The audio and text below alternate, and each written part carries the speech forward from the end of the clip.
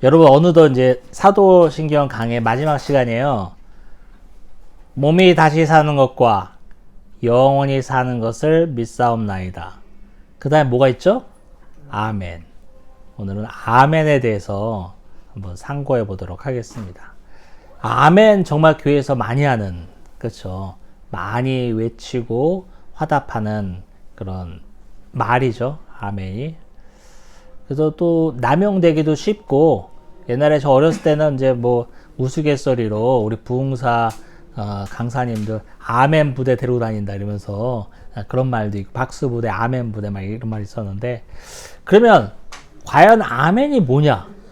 맨날 이렇게 아멘 아멘 떠드는데 뭔 줄 알고 이제 우리가 아멘으로 화답을 하고 그래야 되잖아요. 하나씩 살펴보도록 하겠습니다. 아멘은요, 그 히브리어에 나왔는데 아만이라는 말에서 나왔다고 그래요. 아만이라는 말에서 나왔는데 그 뜻은 이제 제가 몇 가지로 요약을 하면 이렇습니다. 확실한, 또 확고한, 또 신실한 이런 뜻 있어. 또 진실된 이런 뜻도 있고. 그래서 이제 부사로 하면은 뭐 신실하게, 확실하게 이렇게 되겠죠. 더 나가면은 이제 종결 부분에서는 그러하다, 뭐 동의하는 거, 동조하는 뜻, 그리고 또 그러할지어다, 또 그렇게 되기를 원합니다. 이런 뜻을 갖고 있어요. 그래서 아멘이라는 게 정리하자면 신실한, 확실한, 확고한, 그 다음에 또 더 나아가서는 그러한, 그렇게 되기를 원합니다 라고 말에, 누가 한 말에 동조하는 그 대답 말로 쓸 수 있는 게 아멘이에요. 그래서 아멘이라는데, 그래서 이제 아멘은 이제 그런 뜻을 갖고 있어요. 그래서 우리가 기도를 할 때 예수님의 이름으로 기도합니다. 아멘. 그러면 여기서 어떤 뜻이겠어요? 제가 마지막에 설명한 것처럼 그렇게 되기를 원합니다. 이 뜻이 되겠죠? 그 다음에 또 신약에서 보면 예수님이 말씀하실 때 뭐 아멘 아멘 하면서 얘기 또 말씀하실 때도 있거든요. 요한계시록도 마찬가지고, 그럴 때는 무슨 뜻이겠어요? 진실로 진실로 라고 바꿔서 우리가 해석할 수가 있겠어요. 그래서 아멘 아멘 주 예수여 오시옵소서. 그러면 진짜 진실로 진실로, 강조용법이죠. 강조용법. 예수님이 오시기를 간절히 원합니다라는 강조용법을 나타내기 위해서 아멘 아멘 그 앞에 부사구로 붙였다는 것을 알 수 있어요. 자, 그럼 우리가 하나씩 살펴볼 텐데, 그러면 이제 아멘의 용례에 대해서 살펴보도록 하겠습니다. 이제 신약과 구약의 용례가 있는데 거의 비슷해요. 그래서 먼저 구약의 용례를 보면 이런 게 있어요. 공동체에 관련돼서 이 말을 썼단 말이야. 그래서 개인적으로 이 말을 쓴 것도 있겠지만, 구약에서는 이제 공동체적인 관점에서 이 말을 썼는데, 그 신자라고 하면 믿는 사람들, 구약에서 말하면 이스라엘 백성이죠. 이스라엘 백성들이 아멘 하고 이제 화답하는 그런 내용이 있잖아요. 그 참여하는 뜻으로 많이 썼어요. 그래서 내가 이스라엘 백성인 내가 아멘 하고 외치면서 내가 어디에 동조한다 이런 뜻도 있지만, 어디에 참여한다라는 그 자신의 의지를 밝히는 화답 문구로도 쓰였어요.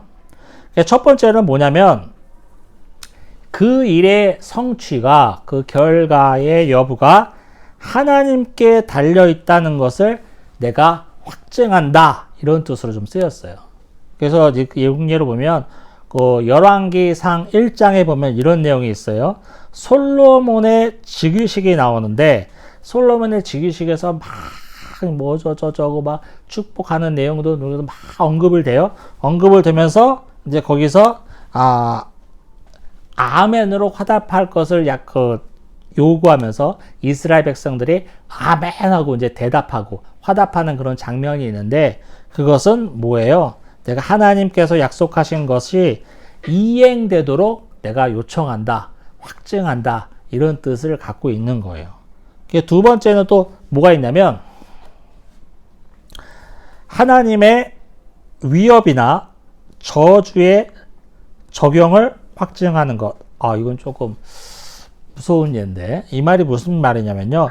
민수기 5장에 이제 나와 있는데, 그 가늠한 여인이 제사장에 끌려왔을 때, 제사장이 무슨 형벌이 있다고 이제 막 이제 읊어대죠. 그러면 백성들이 아멘하고 화답하는 그 장면, 또 심지어는 그 가늠한 여인이 아멘하고 확증하는 그 장면은 그 저주가 그 형벌이 나에게 오는 것을 인정한다, 이런 뜻이야. 죄를 지은 사람이 이제 주의 선고를 하는 제사장 앞에서 자신의 죄의 명목을 나열하는 그 순간에 이러이러한 자는 이러한 형벌을 받을지어다, 막 이렇게 하면은 우리가 그 죄 지은 자가 그 앞에서 아멘 하고 화답하면 그것은 이제 내가 받겠다, 순순히 그 벌을 내가 받겠다, 이런 의미로도 쓸 수가 있다는 거예요. 그 셋째로는 뭐가 있냐면 송영에 응답하면서 하나님을 찬송할 때 아멘이라고 해요. 그러니까 대표자나 그 찬양대가 하나님을 다 송축하잖아요. 찬양하잖아요. 그럴 때 회중들은 아멘으로 응답했죠. 느헤미야 8장에도 이런 구절이 나와 있는데, 또 가장 대표적인 건 뭐예요? 시편의 마지막 끝부분에 아멘으로 끝나는 시편이 얼마나 많습니까? 시편이 대부분 하나님을 찬양하는 찬양시, 찬양송으로 적혀져 있다는 것을 우리가 잘 알고 있잖아요. 거기 마지막에 아멘으로 끝나잖아요. 우리가 대표적으로 잘 알고 있는 구절, 호흡이 있는 자마다 여호와를 찬양할지어다. 뭐야? 아멘. 송영. 송영이 뭡니까? 하나님께 영광을 돌리는 거예요. 보낼 송자의 영광할 때 영자죠. 하나님께 영광을 돌릴 때 백성들이 화합하면서 아멘하는 경우가 있었다라는 거죠. 그 넷째로는요, 아멘은 하나님의 명칭이나 속성으로 사용되기도 했어요.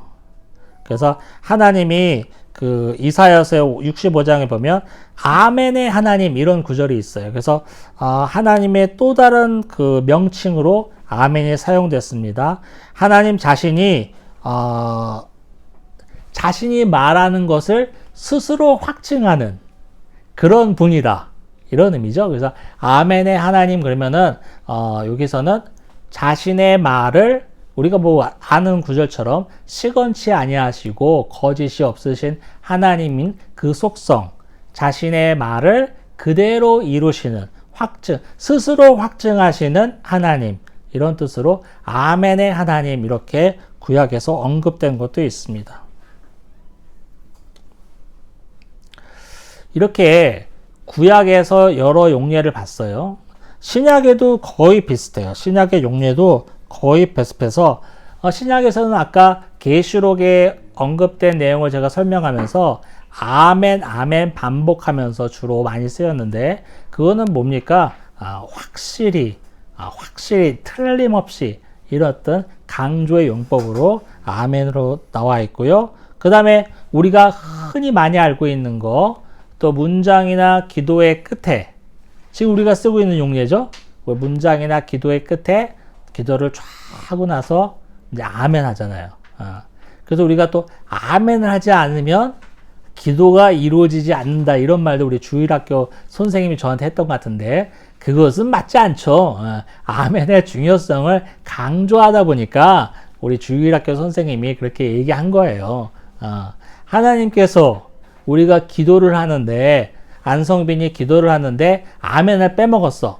어머머, 야, 너 그거 빼먹어서 내가 안 들어주는 거야? 이럴 하나님이 아니잖아요. 이렇게 하나님을 이렇게 옹졸하게 만들면 안 돼. 이런 하나님은 아니잖아요. 그래서 물론 이제 기도와 뭐 글귀 끝에 아멘을 붙임으로써 이러이러하게 되기를 원하나이다, 그 간절한 마음을 실는 게 중요하지만, 제가 어렸을 때 주일학교 때 배운 것처럼 아멘을 빼먹었다고 해서 기도가 뭐 도착하지 않는다, 뭐 어려운 말로 위로 도착하는 거죠. 상달되지 않는다, 이런 말은 맞지 않아요. 하지만 우리가 신약의 중요한 예가 아멘의 용법이 지금 현재 저와 여러분이 많이 사용하고 있는 이대로 되기를 원합니다. 라는 뜻에서 아멘으로 기도를 종결 짓죠. 우리가 흔히 보는 그런 용례죠.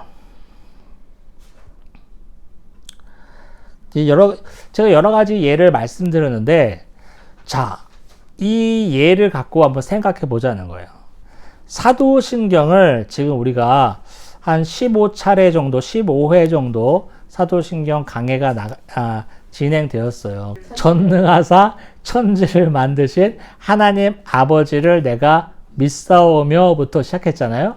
그리고 마지막 아멘에 이르기까지 제가 잠깐 되짚어 보자면 이 사도신경은 제일 중요한 게 서론 시간에도 말씀드렸다시피 삼위일체론적 관점으로 기술되었다는 게 지금 중요합니다. 성부 하나님, 그 다음에 성자 하나님, 성령 하나님의 내용이 반드시 나오고 그 다음에 우리의 구원의 그런 여정이라든가 구원의 여정은 뭐예요? 우리가 구원을 받고 또 다시 살아나고 영원히 사는 것의 내용까지 다 언급했죠. 그래서 삼위일체론 관점으로 기술되었다는 게 되게 중요하고 그 다음에 또 뭐가 중요하다고 그랬죠? 사도신경의 기원이 되게 중요한데 사도신경이 왜 만들어졌습니까? 성경이 채 만들어지기 전에 초대교회에서 정확한 교리를 많은 초대교회 신도들에게 알려주기 위해서. 왜냐하면 우리가 들고 있는 성경이 그때 당시에는 없었을 때니까, 만들어지지 않았을 때니까 누구는 어디 가서 아무개 목사님은 장지동에서 이렇게 설교하는데 저기 아무개 목사님은 서초동에서 저렇게 설교한단 말이야. 이거 맞아야 될 거 아니야. 똑같은 교리를 가르쳐야 될 거 아니야. 똑같은 교리를 가르쳐야 이단으로부터 교회를 지킬 수 있다고 제가 말씀드렸죠. 제가 정확한 교리를 알아야 정확한 교리 외에 다른 것을 전달하는 것은 이단이라고 우리가 정죄할 수 있으니까요. 그렇게 초대교회가 정확한 교리를 모든 곳에서 알기 위해서는 간략하지만 우리가 꼭 믿어야 될 내용, 성경을 압축했다고 볼 수 있는 교리의 내용이 정리될 것이 필요했다. 그래서 사도신경이 만들어졌다. 주로 어디서 사용했냐면 세례 받을 때 사용했다 말씀드렸죠. 물에서 완전히, 그때는 이제 침례니까 완전히 잠갔다가 일어나는 거니까 완전히 물에 잠갔다가 일어나는 순간 나는 전능하신 하나님을 믿습니다. 또 한 번 잠갔다 일어나면서 나는 그 아들 예수 그리스도를 믿습니다. 이런 식으로 세례식에서 그 세례자가 갖고 있는 신앙을 점검하고 또 세례자 입장에서는 자신의 신앙을 대중에게, 회중에게, 교회 사람들 앞에서 고백하기 위해서 세례 고백문으로 사실은 이게 많이 쓰였습니다. 그런 내용을 제가 말씀드렸죠. 자, 그런 내용을 다 우리가 상고해 봤는데 나중에 아멘으로 맞췄어요. 그러면 그 아멘 뜻이 무슨 뜻일까요? 여러 용례 중에 그렇게 되기를 원합니다. 라는 뜻이 제일 가깝겠죠? 그러면 생각해 보자고요. 저와 여러분이 물론 지금 15번째 걸쳐서 사도신경을 강해했지만, 배웠지만 사도신경을 다 이해할 수 있을까요? 그 내용을 우리가 잘 안다고 할 수 있을까요? 그러면 잘 알지도 못하면서 그렇게 되기를 원합니다라고 아멘을 하는 것이 뭐가 의미가 있을까요? 그럴 수도 있죠. 이렇게 질문할 수 있는 사람도 있어요. 그런데 그거는 좀 다르게 생각해 봐야 될 것 같아요. 이 땅에 있는 모든 사람들 그 누구도 목사 아니라 목사 헤렙이라도 사도신경의 내용을 정확하게 이해할 수 있는 사람은 없습니다. 단 하나만 얘기해 볼까? 다시 사는 것을 어떻게 설명할 거야? 목사님, 다시 사는, 어떻게 다시 사는 겁니까? 우리 몸이 막 변하는 겁니까?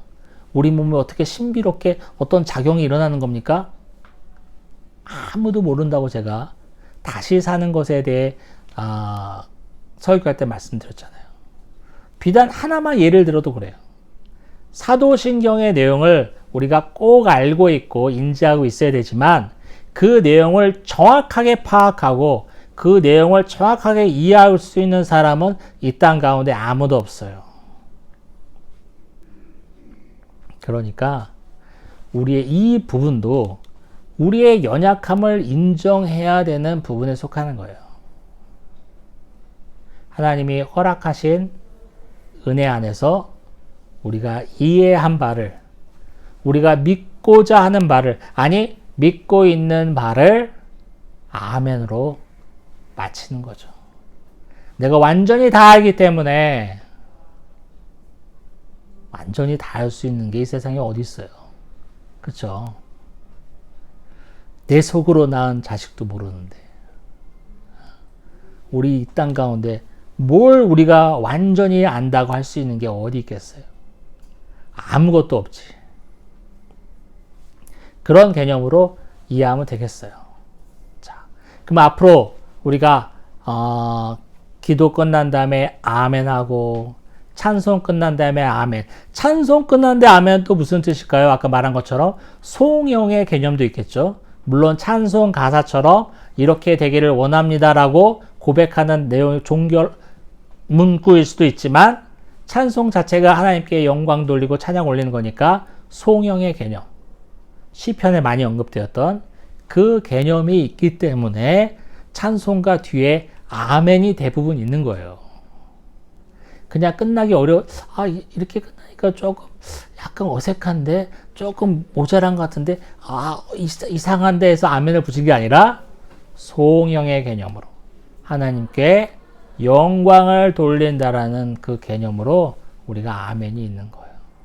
그러면 우리가 기도할 때는 그렇게 되기를 원합니다라는 뜻으로 아멘을 하고, 그 다음에 우리 목사님의 설교를 들으면서 아멘하는 건 뭐예요? 진실하다, 확실하다라는 추임새 격도 있지만 또 마찬가지죠. 그 말씀이 진실로 그렇게 되기를 원합니다라는 개념이 있는 거예요. 그러니까 제가 보기에는 현대교회, 저와 여러분의 예배 생활 가운데, 기도 생활 가운데, 찬송 생활 가운데서 아멘의 용례를 정리해봐라 그러면 첫 번째는 그렇게 되기를 원합니다. 진실로 그리 되기를 원합니다라는 동조의 고백과 하나 더 송영의 개념, 하나님께 영광을 돌린다라는 그 개념으로 아마 지금 이 시대에 살고 있는 성도님들은 그 두 가지 의미로 아멘을 많이 쓴다고 볼 수 있습니다.